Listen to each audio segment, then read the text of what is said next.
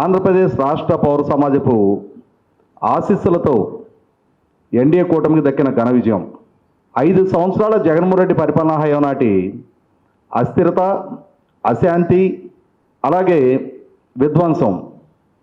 వీటితో విసిగి వేసారిన ప్రజలు 2019లో 151 స్థానాలతో గెలిపించిన జగన్మోహన్ రెడ్డిని 2024లో కనీసం ప్రతిపక్ష హోదా కూడా దక్కనివ్వకుండా 11 స్థానాలకు పరిమితం చేసిన సంగతి మనందరం గుర్తు చేసుకోవాలి. ఏ విధ్వంసం నుంచి అయితే ఆంధ్రప్రదేశ్ రాష్ట్రాన్ని వికాసం దిశగా నడిపించగలరు అని చెప్పని,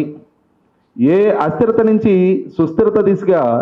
చంద్రబాబు నాయుడు గారి నాయకత్వంలో ఎన్డీఏ కూటమి నడిపించగలదు అని చెప్పని, అశాంతి నుంచి శాంతి దిశగా పరిపాలన చేయగలిగే సామర్థ్యం చంద్రబాబు నాయుడు గారికే ఉంది అని చెప్పని భావించిన 5 కోట్ల మంది ఆంధ్రప్రదేశ్ పౌర సమాజం 2024 మే 13 జరిగిన ఎన్నికల్లో అఖండ విజయం ఎన్డీఏ కూటమికి కట్టబెట్టడం జరిగింది. మరి ఇంతటి నమ్మకాన్ని ప్రదర్శించిన ఆంధ్రప్రదేశ్ పౌర సమాజపు ఈ తీర్పుని గౌరవిస్తూ గడిచిన 2 సంవత్సరాలుగా, ఎందుకంటే రేపు 12వ తారీఖుకి మన అందరి ప్రజాప్రభుత్వం ఏర్పాటు జరిగి 2 సంవత్సరాల కాలం పూర్తవుతూ ఉంది. ఈ సందర్భంగా మన ఆకాంక్షలని, మన ఆశయాలని, ఆలోచనలకి దర్పణం పట్టే విధంగానే, నెరవేర్చే దిశగానే మన భవిష్యత్తు, మన బిడ్డల భవిష్యత్తు, రాష్ట్ర భవిష్యత్తు తీర్చిదిద్దే దిశగానే ఎన్డీఏ కూటమి ప్రభుత్వ పరిపాలన జరిగిందా లేదా? ఎందుకంటే ఒక పక్క ప్రజలిచ్చిన తీర్పుని గౌరవిస్తూ ప్రజలకిచ్చిన మాట నిలబెట్టుకునే దిశగా ఎన్డీఏ నాయకత్వం పనిచేస్తూ ఉండగా, రెండో పక్క ప్రజల చేత ఘోర తిరస్కారానికి గురై ఉండి కూడా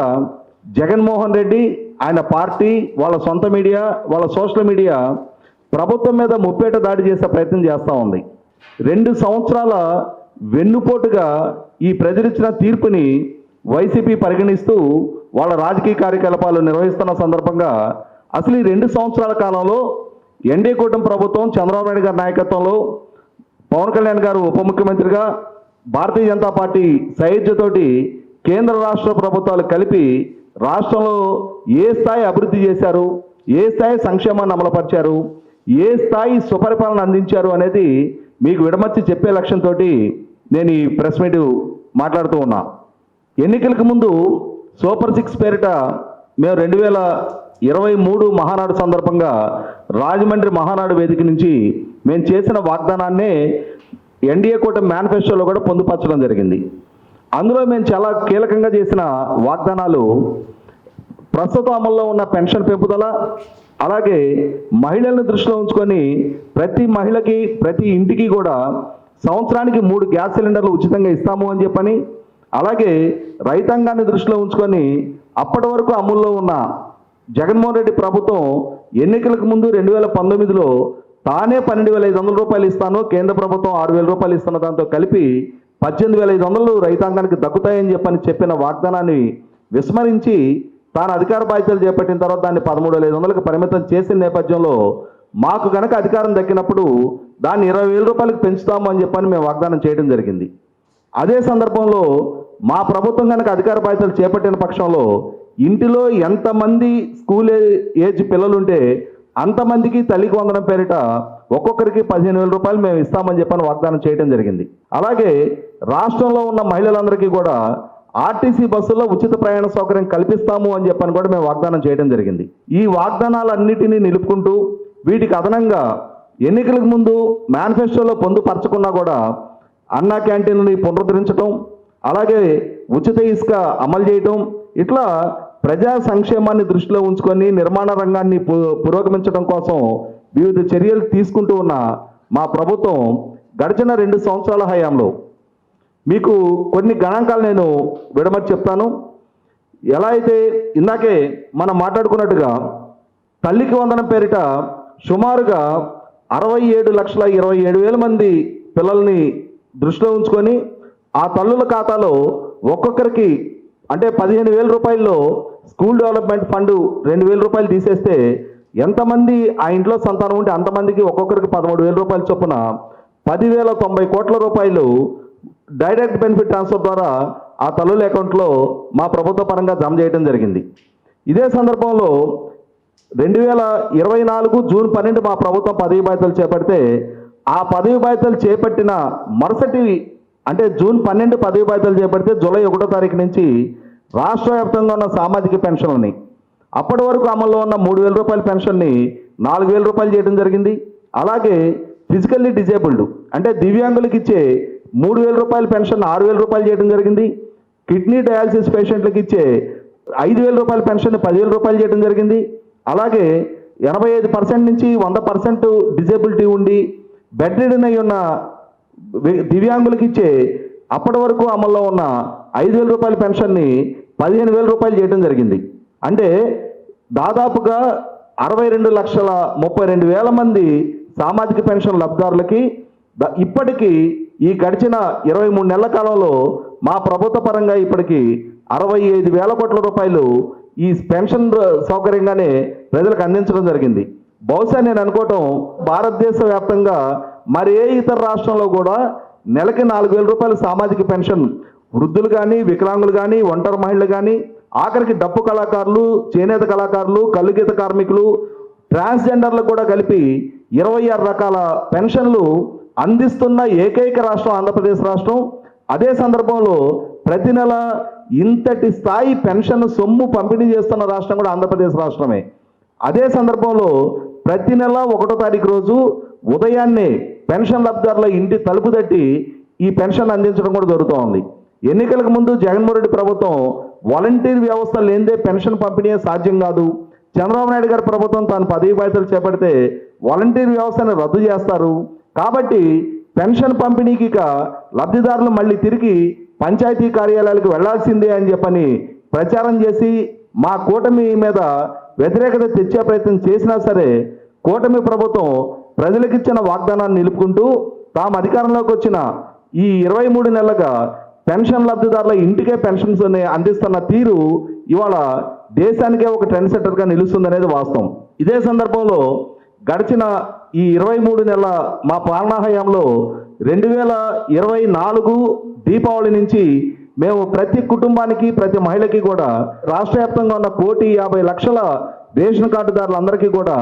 ఒక్కొక్క మహిళకి 3 ఉచిత గ్యాస్ సిలిండర్లు ఇవ్వడం జరుగుతూ ఉంది. ఈ గ్యాస్ సిలిండర్లు ఇప్పటికీ సుమారుగా 4,26,00,000 గ్యాస్ సిలిండర్లు పంపిణీ చేయడం జరిగింది. అంటే మేము చేసిన వాగ్దానాన్ని ఎంత చిత్తశుద్ధితో నిలుపుకుంటున్నామనేది ప్రతి ఇంటిలో ఆ వంట చేసుకునే సందర్భంలో ప్రతి మహిళకి కూడా తాను పర్సనల్గా ఎక్స్పీరియన్స్ అవుతా ఉన్నారు. ఇదే సందర్భంలో ఇప్పటికీ రాష్ట్ర వ్యాప్తంగా ప్రారంభించబడిన 269 అన్నా క్యాంటీన్ల ద్వారా సుమారుగా 9,71,00,000 మందికి ప్రజలకి ప్రతిరోజు ఉదయం బ్రేక్ఫాస్ట్ 5 రూపాయలకి, లంచ్ 5 రూపాయలకి, డిన్నర్ 5 రూపాయలకి ఏర్పాటు చేయడం ద్వారా పట్టెడు అన్నం పేదవాడికి తినిపించే ఒక బృహత్తర కార్యక్రమానికి శ్రీకారం చుట్టింది చంద్రబాబు నాయుడు గారి నాయకత్వంలోని ఎన్డీఏ కూటమి ప్రభుత్వం. ఈ విధంగా సంక్షేమానికి ఇస్తున్న ప్రాధాన్యత వీటికి అదనంగా రాష్ట్ర వ్యాప్తంగా ఉన్న సుమారుగా 1,25,000 మంది మత్స్యకారులకి వాళ్ళు వేట నిషేధ సమయంలో అంటే చేపలు బ్రూడింగ్ టైంలో వేట నిషేధిస్తారు కాబట్టి ఆ 2 నెలలు వాళ్ళ జీవనోపాధి దృష్ట్యా ఆలోచన చేసి జగన్మోహన్ రెడ్డి ప్రభుత్వం వారికి సంవత్సరానికి 10,000 రూపాయలు మాత్రమే వాళ్ళకి వితరణ చేస్తూ ఉన్న సందర్భంలో మా ఎన్డీఏ కూటమి ప్రభుత్వం వారికి ఒక్కొక్కరికి 20,000 రూపాయల చొప్పున గడిచిన 2 సంవత్సరాలుగా 1,20,000 మంది మత్స్యకారులకి 250 కోట్ల రూపాయల చొప్పున ఖర్చు పెట్టడం జరిగింది. అదే సందర్భంలో డ్రైవర్ల సేవలో ఆటో డ్రైవర్లు క్యాబ్ డ్రైవర్లని దృష్టిలో ఉంచుకొని జగన్మోహన్ రెడ్డి ప్రభుత్వం వారికి ఒక్కొక్కరికి సంవత్సరానికి 10,000 రూపాయలు వాళ్ళకి అంటే వాళ్ళ ఇన్సూరెన్స్కి కానీ ఇతర అవసరాలకు వినియోగించడానికి ఆ ప్రభుత్వ హయాంలో వాళ్ళకి 10,000 రూపాయల చొప్పున ఇస్తే మా ప్రభుత్వం పదవి బాధ్యతలు చేపట్టిన తర్వాత ఒక్కొక్కరికి 15,000 రూపాయల చొప్పున సంవత్సరానికి దాదాపుగా 436 కోట్ల రూపాయలు ఖర్చు పెట్టడం జరుగుతోంది. అంటే ఈ పథకం ద్వారా లబ్ధి పొందుతూ ఉన్న డ్రైవర్లు 2,90,000 మంది ఉన్నారు. అంటే ఈ విధంగా చూసినప్పుడు జగన్మోహన్ రెడ్డి పాలనా హయం కన్నా ప్రతి పథకాన్ని సమర్థవంతంగా మరింత ఆర్థికపరమైన లబ్ధి చేకూరే విధంగా లబ్ధిదారులకు మా ప్రభుత్వ పరంగా మేము పంపిణీ చేస్తూ ఉన్నాం. ఇక మిగిలిన సంక్షేమాల పరంగా చూసుకున్నప్పుడు ఇప్పటికీ ఎన్టీఆర్ హౌసింగ్ అండ్ ప్రధానమంత్రి ఆవాస్ యోజన కోఆర్డినేషన్ తోటి 5.5 లక్షల మందికి గృహప్రవేశాలు చేయించడం జరిగింది. ఇంకొక 5 లక్షల ఇళ్ళు నిర్మాణం జరుగుతూ ఉన్నాయి. ఈ 2026 డిసెంబర్ నాటికి ఆ మిగిలిన 5 లక్షల ఇళ్ల గృహప్రవేశాలు కూడా పూర్తి చేయించాలి అని చెప్పని ఒక చిత్తశుద్ధితో అంకితభావంతో మా ప్రభుత్వం పనిచేస్తూ ఉంది. మా పార్టీ సింబల్ అయి ఉన్న కూడు గుడ్డ అలాగే ఉపాధి దాన్ని దృష్టిలో ఉంచుకొని రాష్ట్ర వ్యాప్తంగా ఉన్న నిరుద్యోగ యువత మా యువ నాయకుడు లోకేష్ గారు 2023 జనవరి 27 ప్రారంభించిన యువగళం పాదయాత్ర సందర్భంగా రాష్ట్ర వ్యాప్తంగా ఉన్న యువతని దృష్టిలో ఉంచుకొని జగన్మోహన్ రెడ్డి పాలనా హయాంలో వంచనకు గురై ఉన్నాము, ఉపాధి కల్పన పూర్తిగా మృగంగా మారిపోయి ఉంది, వలసలతోటి గ్రామాలన్నీ కొనారిల్లిపోతున్నాయి అని చెప్పని ఒక రకమైన నైరాశ్యంలో మునిగిపోతున్న యువతకి, పెడదోవ పడుతున్న యువతకి ధైర్యం నింపుతూ ఎన్డీఏ కూటమి కనుక పదవి బాధ్యతలు చేపట్టిన పక్షంలో రాబోయే 5 సంవత్సరాల్లో ప్రభుత్వ ప్రైవేట్ రంగాల్లో 20 లక్షల ఉద్యోగ కల్పన చేస్తామని చెప్పిన వాగ్దానానికి అనుగుణంగా ఈ గడిచిన 23 నెలల కాలంలో ఇప్పటికే దాదాపుగా 23 లక్షల కోట్ల రూపాయల పారిశ్రామిక ప్రతిపాదనలు రావడం జరిగింది. ఈ పారిశ్రామిక ప్రతిపాదనలు ఒకసారి మనం గమనించుకుంటే దేశంలోకి వచ్చిన మొత్తం పెట్టుబడి ప్రతిపాదనలో 25.3% ప్రతిపాదనలు ఆంధ్రప్రదేశ్ రాష్ట్రం దక్కించుకోవడం జరిగింది. ఈ వచ్చిన ప్రతిపాదనలో ఇప్పటికి జరిగిన 17 ఎస్ఐబిపి సమావేశాల్లో సుమారుగా 11,61,000 కోట్ల రూపాయల పెట్టుబడి ప్రతిపాదనలు క్లియర్ చేయడం జరిగింది. వీటిని కేబినెట్ ద్వారా అప్రూవల్ చేయడం జరిగింది. ఆ పెట్టుబడి ప్రతిపాదనలకు సంబంధించిన ఆయా సంస్థలకి ప్రభుత్వపరమైన రాయితీలు, భూ కేటాయింపులు, వాళ్ళకి power availability, water availability, road connectivity, rail connectivity లాంటి అన్ని ఫెసిలిటేషన్స్ ప్రభుత్వ పరంగా ఏర్పాటు చేస్తూ ఒక్కొక్క సంస్థ వీలైనంత వేగంగా గ్రౌండింగ్ అవడానికి, తద్వారా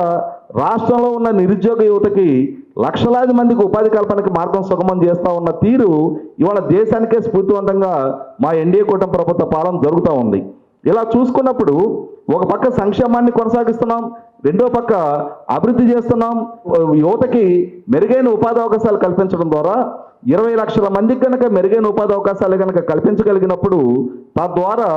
ఇంకొక 40-50 లక్షల మందికి పరోక్ష ఉపాధి దక్కడానికి ఆస్కారం ఉంటుంది. మనం హైదరాబాదు నగర అభివృద్ధి ప్రస్థానంలో ఒకసారి గమనించుకుంటే సైబరాబాద్ నిర్మాణం జరిగిన తర్వాత మొట్టమొదటగా 1,00,000 సీటింగ్ కెపాసిటీ తోటి ఐటీ అండ్ ఐటీ ఎనేబుల్డ్ జాబులు క్రియేషన్ ఇక్కడ జరిగిన తర్వాత దాని పర్యవసానం